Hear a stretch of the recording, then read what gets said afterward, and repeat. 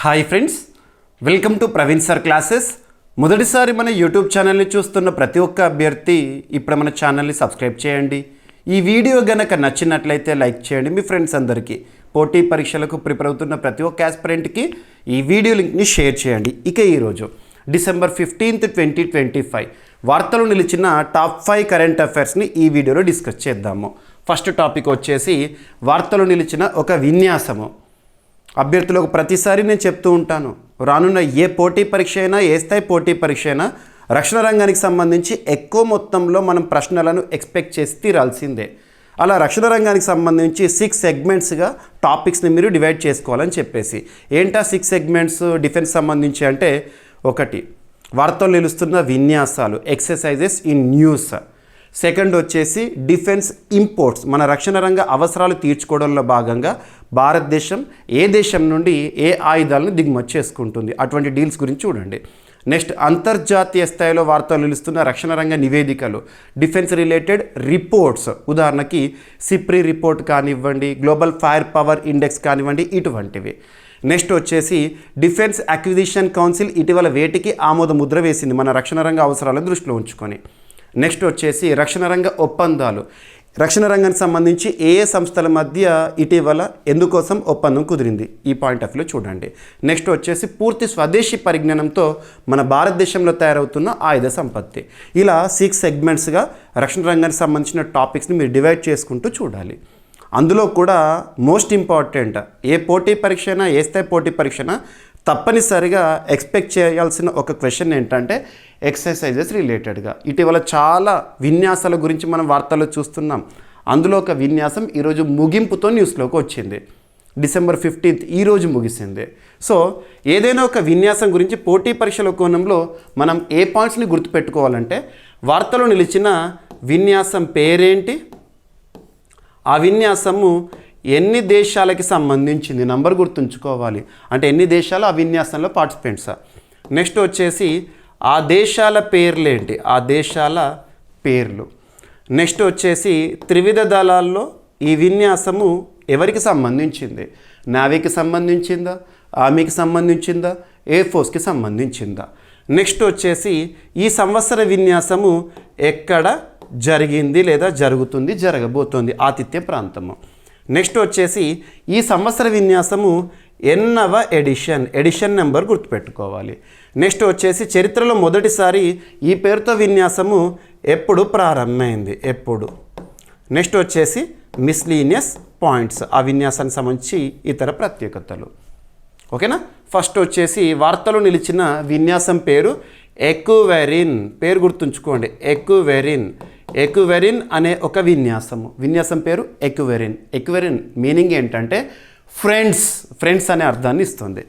మరి ఎన్ని దేశాలకు సంబంధించింది ఈ విన్యాసం అంటే 2 దేశాలకి సంబంధించింది. 2 దేశాలు ఏంటా 2 దేశాలంటే భారత్, మాల్దీవ్స్ గుర్తుపెట్టుకోండి, భారత్, మాల్దీవ్స్ 2 దేశాలకు సంబంధించింది. మరి త్రివిధ దళాల్లో ఈ ఎక్వెరిన్ అనే విన్యాసం ఎవరికి సంబంధించింది అంటే ఆర్మీ, సైనిక రంగానికి సంబంధించి. సింపుల్గా చూడండి, ఎక్వెరిన్ అనే విన్యాసము భారత్, మాల్దీవ్స్ 2 దేశాలకు సంబంధించిన సంయుక్త సైనిక విన్యాసం. ఎనఫ్, సింగిల్ లైన్లో అయిపోయింది ఇప్పుడు. మరి ఈ సంవత్సర ఆతిథ్య ప్రాంతం ఏంటంటే భారత్. సో భారతదేశంలోని కేరళ రాష్ట్రంలో ఉన్న తిరువనంతపురం వేదికగా ఈ సంవత్సర విన్యాసం అనేది డిసెంబర్ 15 ఈరోజు ముగిసింది. నెక్స్ట్ వచ్చేసేసి ఉదాహరణకి నెక్స్ట్ టైం జరగబోయే ఎక్వెరిన్ విన్యాసానికి మాల్దీవ్స్ ఆతిథ్యం ఇస్తున్నట్టు, అలా ఆల్టర్నేట్. ఓకేనా. మరి ఈ సంవత్సర విన్యాసము ఎన్నవ ఎడిషన్ అని అడిగారు అనుకోండి, 14th ఎడిషన్, 14వ ఎడిషన్. మరి ఎక్వెరిన్ పేరుతో విన్యాసాలు మొదటిసారి ఎప్పుడు ప్రారంభమైనాయి అంటే 2009 ఇయర్లో. ఇకపోతే మిస్లీనియస్, మరి ఈ సంవత్సర ఎక్వెరిన్ విన్యాసంలో మన భారతదేశం నుండి, సైనిక రంగం నుండి ఏ వింగ్ వారు పార్టిసిపేట్ చేశారు, ఏ రెజిమెంట్ వారు పార్టిసిపేట్ చేశారంటే గర్వాల్ రెజిమెంట్, గుర్తుంచుకోండి, సరిపోతుంది. సో ఈ విధంగా ఏ పోటీ పరీక్ష అయినా, ఏ స్థాయి పోటీ పరీక్ష అయినా విన్యాసాలకు సంబంధించి నేను ఏవైతే పాయింట్స్ చెప్పానో అదే విధంగా గుర్తుపెట్టుకోండి. డిసెంబర్ 2, 2025 నుండి డిసెంబర్ 15, 2025 వరకు జరిగిన విన్యాసం ఈరోజు ముగిసింది. ఓకేనా, సరిపోతుంది. ఇక ఇలాంటివి చూస్తున్నప్పుడు ఏంటంటే మాల్దీవ్స్ సంబంధించి కదా, మరి మాల్దీవ్స్కి భారత్కి సంబంధించి ఇటీవల కాలంలో కాంటెంపరీ టాపిక్స్ మనం ఏం డిస్కస్ చేసామో అవన్నీ ఒక్కసారి స్ట్రైక్ అవ్వాలి. ఏంటి ఉదాహరణకు చెప్పాలంటే భారత్ ఆర్థిక సాయంతో, భారత్ ఇచ్చిన ఎకనామిక్ సపోర్టుతో, ఫినాన్షియల్ సపోర్టుతో మాల్దీవ్స్లో ఒక అంతర్జాతీయ విమానాశ్రయం అనేది నిర్మాణం పూర్తయింది. ఇటీవల ప్రారంభం కూడా న్యూస్లో చూసాం మనము. ఏంటది? హనీ మధు ఇంటర్నేషనల్ ఎయిర్పోర్ట్, అదొకటి చూడండి. అండ్ ఇటీవల కాలంలో మాల్దీవ్స్ సంబంధించి ప్రపంచంలో ఒక సూపర్లేటివ్ టాపిక్ చూసాము. ప్రపంచంలోని మొట్టమొదటి దేశము మాల్దీవ్స్. ఏ విషయంలో? జనరేషనల్ బ్యాన్ ఆన్ టొబాకో అని చెప్పేసేసి 2007 జనవరి 1 ఆ తర్వాత జన్మించిన వారు ఎవరైతే ఉంటారో వారిపైన పూర్తిగా పొగాకు నిషేధం అని చెప్పేసేసి అటువంటివి. అండ్ ఇటీవల మాల్దీవ్స్ నేషనల్ డే సెలబ్రేషన్స్లో భాగంగా భారత ప్రధాని గారు హాజరయ్యారు ముఖ్య అతిథిగా. అదొకటి లింక్ చేసుకోండి. మాల్దీవ్స్ అంటేనే the most attractive tourist destination కంట్రీస్లో ఒకటి. మరి భారతదేశానికి సంబంధించి బాలీవుడ్లో ఒక అగ్రనటి కత్రినా కైఫ్ని వాళ్ళ టూరిజం డిపార్ట్మెంట్ వారు టూరిజం అంబాసిడర్గా నియమించుకోవడం జరిగింది. ఇటువంటివి సో అలా లింక్ చేసుకుంటూ పోండి. ఇక భౌగోళికంగా చూసామనుకోండి, భారత్ మాల్దీవ్స్ రెండు దేశాలు కూడా చాలా దగ్గర ఉంటాయి. ఇండియన్ ఓషన్ ప్రాంతంలోని దీవి దేశాలు ఏవైతే ఉంటాయో ఆ దీవి దేశాల కోసం భారత్ ఇప్పటికే ప్రారంభించిన mission Sagar, security and growth for all in the region. In which region? Indian Ocean. అందులో ఒక దేశం మాల్దీవ్స్. మాల్దీవ్స్ని మనం ప్రత్యేకంగా చూస్తాము. ఆపరేషన్ సంజీవని అని చెప్పేసి కరోనా విపత్కర పరిస్థితుల కాలంలో మాల్దీవ్స్కి మనం చేసిన వైద్య సాయం కానివ్వండి, ఆర్థిక సాయం కానివ్వండి, ఇటువంటివి 2023 సంవత్సరం ఎండింగ్ నుండి 2024 సంవత్సరం ఎండింగ్ వరకు ఆల్మోస్ట్ ఒక 1 ఇయర్ భారత్ మాల్దీవ్స్ రెండు దేశాలు భౌగోళికంగా దగ్గరే ఉన్నా కూడా సంబంధాల విషయంలో కొంత దూరం పెరిగింది. కారణం ఏంటంటే ఆ దేశానికి కొత్తగా 2023 ఇయర్ ఎండ్లో వచ్చిన మహమ్మద్ మైజ్ ప్రస్తుతం తన వైఖరి మార్చుకున్నాడు, భారత్ వైపు చూస్తున్నారు. రెండు దేశాల మధ్య సత్సంబంధాలను మరొకసారి నెలకొన్నాయి. ఇటువంటివి లింక్ చేసుకోవాలి, సరిపోతుంది. సో ఇది భారత్ మాల్దీవ్ సంబంధించి సంబంధాలు మరియు ఒక విన్యాసం ఈరోజు న్యూస్లో ఉంది, సరిపోతుంది. ఓకేనా? రైట్. ఇక ఈరోజు మీరు అన్ని వార్తాపత్రికలు కూడా ప్రముఖంగా చూసుంటారు. గ్లోబల్ ఏఐ ఇండెక్స్ అని చెప్పేసేసి ప్రస్తుతం మారుతున్న ప్రపంచాన్ని చూస్తున్నాము. మారుతున్న పరిస్థితులకు అనుకూలంగా మనం కూడా మారాల్సిందే. ప్రస్తుతం టెక్నాలజీ ఎంత వేగంగా పయనిస్తుందో చూస్తున్నాం. అందులో ఆర్టిఫిషియల్ ఇంటెలిజెన్స్ ప్రపంచాన్ని నడిపిస్తుంది. అటువంటి కృత్రిమ మేధకు సంబంధించి ఏఐ ఎకోసిస్టమ్ని దృష్టిలో ఉంచుకొని గ్లోబల్ ఏఐ ఇండెక్స్ అని చెప్పేసేసి ఒక సూచి వార్తల్లోకి వచ్చింది. ఏదైనా ఒక సూచి గురించి మనం నేర్చుకునేటప్పుడు ఆ సూచికి సంబంధించి ఏ పాయింట్స్ని చూడాలి. ఫస్ట్ వచ్చేసేసి ఆ సూచి పేరేంటి, ఆ సూచిని విడుదల చేసిన సంస్థ పేరేంటి, ఆ సంస్థ యొక్క ప్రధాన కేంద్రం ఎక్కడ ఉంది, మరి ఆ సూచీలో ర్యాంకింగ్స్ని ఇచ్చారు కదా, టాప్ పొజిషన్లో నిలిచిన దేశం ఏంటి లేదా టాప్ 3 కంట్రీస్ గుర్తుంచుకోండి. భారతదేశము ఆ సూచీలో ఏ స్థానంలో ఉంది? భారత్ ఏ స్థానంలో ఉంది? భారత్ ర్యాంకుని చూస్తున్నప్పుడే గతంలో ఇదే సూచి లాస్ట్ ఇయర్ రిలీజ్ అయింది కదా, అప్పుడు ఏ విధంగా ఉందో ఇక్కడ కంపారిటివ్ స్టడీ చేయాలి. పురోగతి సాధించామా, తిరోగమనంలో ఉన్నామా? నెక్స్ట్ వచ్చేసి ఎటువంటి పరిస్థితులను ఆధారంగా తీసుకొని ఆ సూచీలో ర్యాంకింగ్స్ ఇవ్వడం జరిగింది, సరిపోతుంది. ఇక్కడ అబ్జర్వ్ చేస్తే సూచీ పేరు వచ్చేసేసి గ్లోబల్ ఏఐ ఇండెక్స్ లేదంటే global AI vibrancy tool report, ఎలా పిలిచినా ఒకటే. AI rankings, global AI rankings అని గుర్తుంచుకోండి. ఆర్టిఫిషియల్ ఇంటెలిజెన్స్ ఎకోసిస్టమ్ ఏ దేశంలో ఏ విధంగా ఉంది దాని గురించి ప్రపంచ దేశాలకు ర్యాంకింగ్స్. మరి ఎవరు రిలీజ్ చేశారంటే స్టాన్ఫోర్డ్ యూనివర్సిటీ. స్టాన్ఫోర్డ్ ఎక్కడ ఉంది? ప్రపంచ అగ్రగామి విద్యా సంస్థల్లో ఒకటి. ఎక్కడ ఉంది అంటే అమెరికా, కాలిఫోర్నియా కేంద్రంగా పనిచేస్తుంది. ఓకేనా?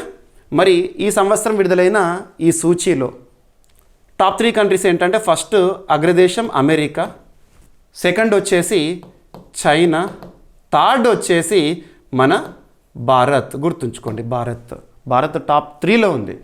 ఓకేనా? So Bharat rank. మరి గతంలో భారత్ ఏ ర్యాంకులో ఉండేదంటే 7వ ర్యాంకులో ఉండేది. ఇప్పుడు 4 స్థానాలు ఎగబాకే మనం పురోగతి సాధించాము, సరిపోతుంది. ఎందుకంటే భారత ప్రభుత్వం ఇస్తున్న సపోర్టు, ప్రోత్సాహకాలు, నరేంద్ర మోదీ గారి ప్రభుత్వం తీసుకుంటున్న చొరవ, ఇండియా ఏఐ మిషన్ కానివ్వండి, ఇవన్నీ కూడా మనం చూస్తున్నాము. ఓకేనా? సరిపోతుంది.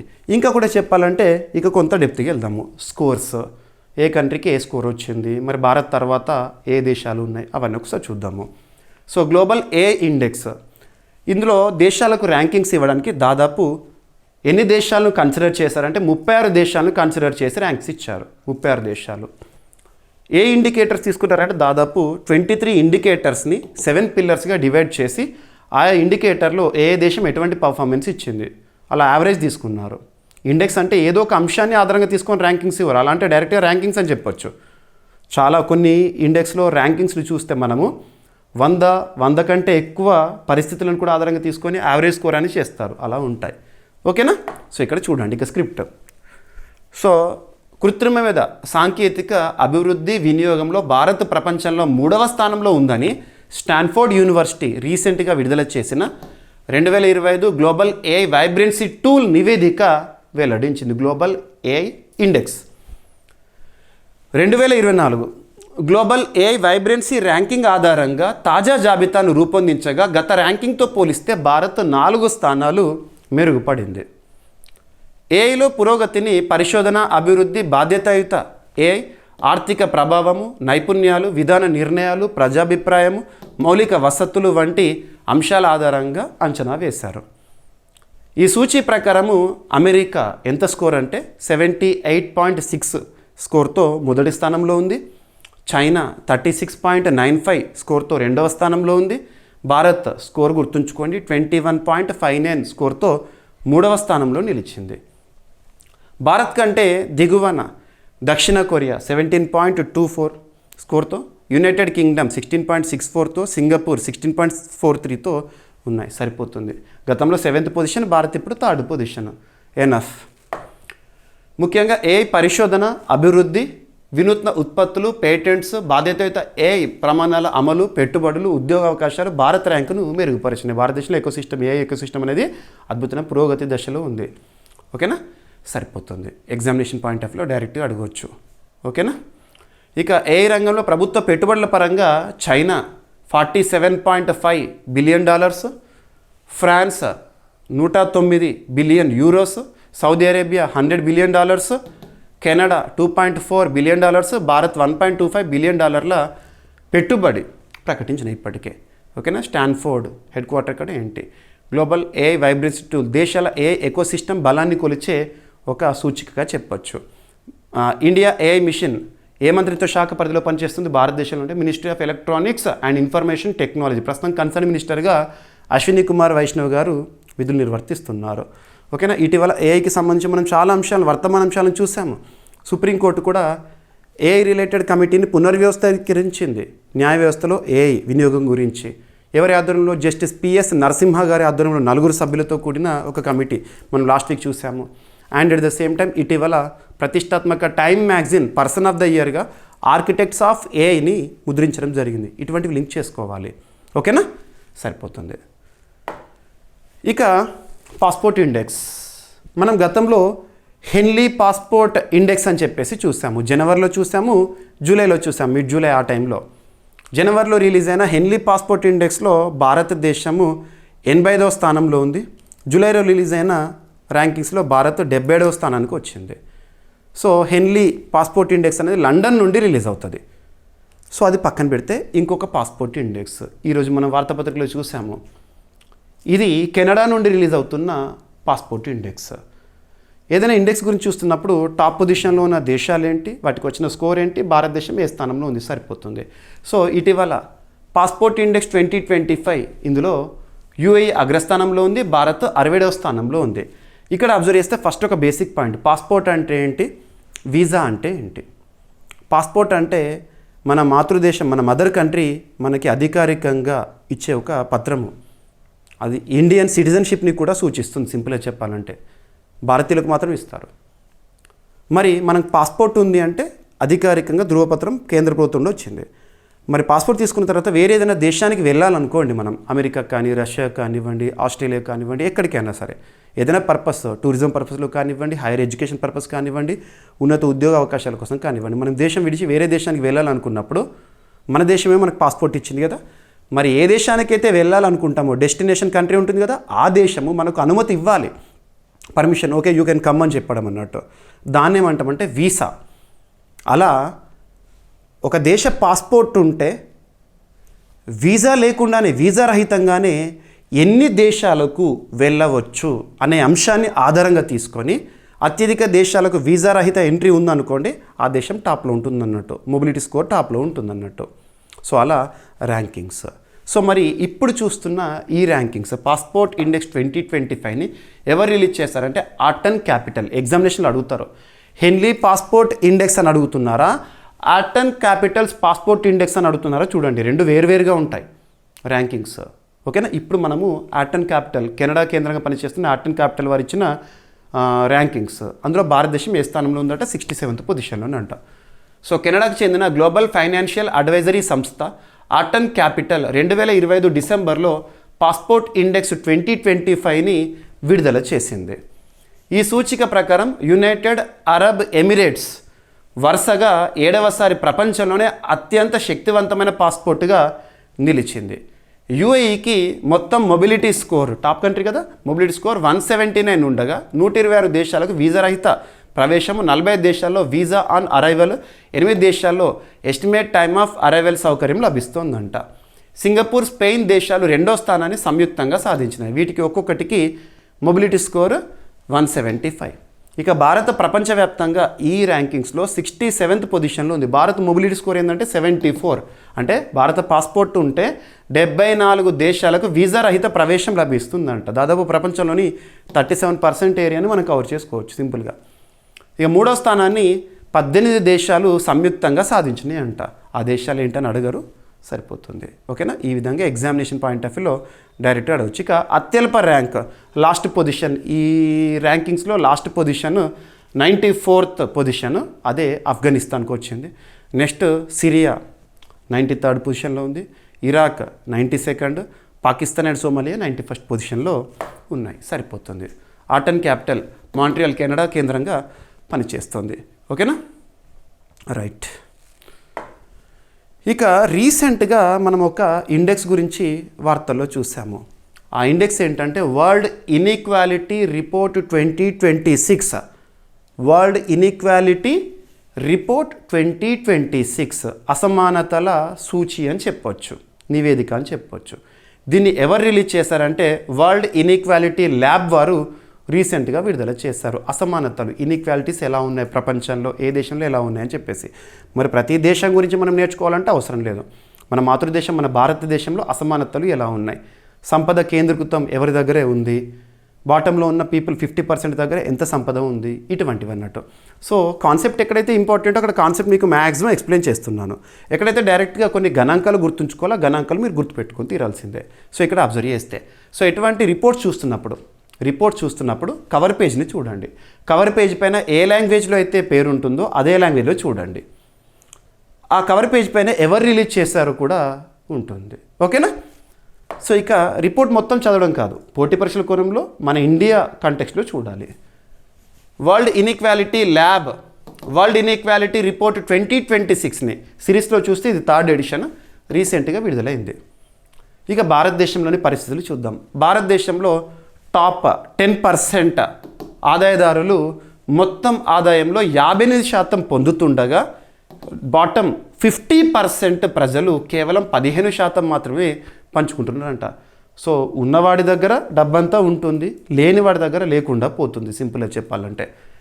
ఇది తీవ్రమైన ఆదాయ అసమానతలు, ఇన్కమ్ ఇన్ఈక్వాలిటీస్ని, ఈక్వాలిటీ ఎక్కడ పడుతుంది, టాప్ 10% దగ్గరే మ్యాక్సిమం డబ్బంతా కేంద్రీకృతమైంది. ఓకేనా.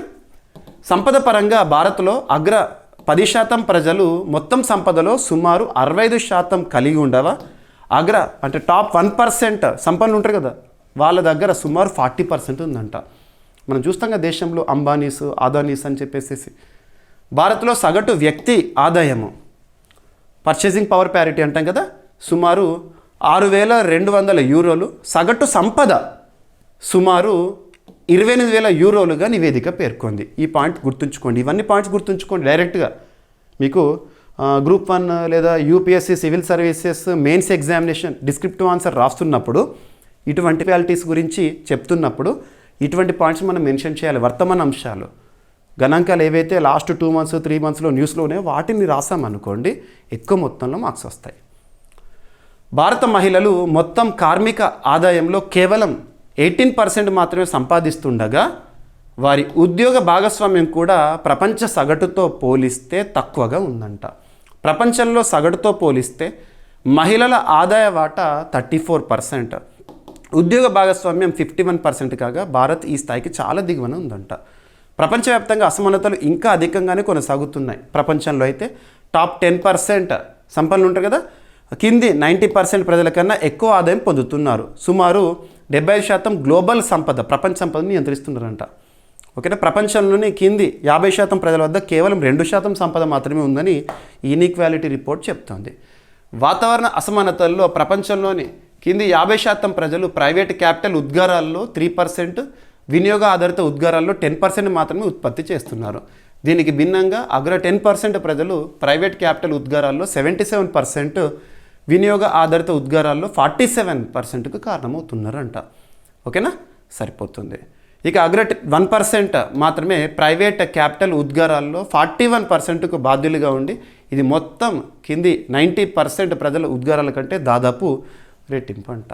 ఓకేనా, సరిపోతుంది. లింగ అసమానతల పరంగా ప్రపంచవ్యాప్తంగా మహిళలు మొత్తం కార్మిక ఆదాయంలో 25%కు కాస్త ఎక్కువ మాత్రమే పొందుతున్నారు. ప్రాంతాల వారీగా మహిళల ఆదాయ వాటా మధ్యప్రాచ్యం, ఉత్తర ఆఫ్రికా 16%, దక్షిణ ఆగ్నేయ ఆసియా 20%, సబ్ సహారా ఆఫ్రికా 28%, తూర్పు ఆసియా 34%, యూరప్, ఉత్తర అమెరికా, ఓషియానియా, రష్యా, మధ్య ఆసియా 40% అంట. ఓకేనా, రైట్. వరల్డ్ ఇన్ఈక్వాలిటీ ల్యాబ్ ఎక్కడ కేంద్రంగా పనిచేస్తుంది? ప్యారిస్. వాళ్ళే రీసెంట్గా ఈ రిపోర్ట్ని రిలీజ్ చేస్తారు. దాదాపు 2-3 ఏళ్ళకు ఒకసారి ఇటువంటి రిపోర్ట్ అనేది విడుదలవుతూ ఉంటుంది.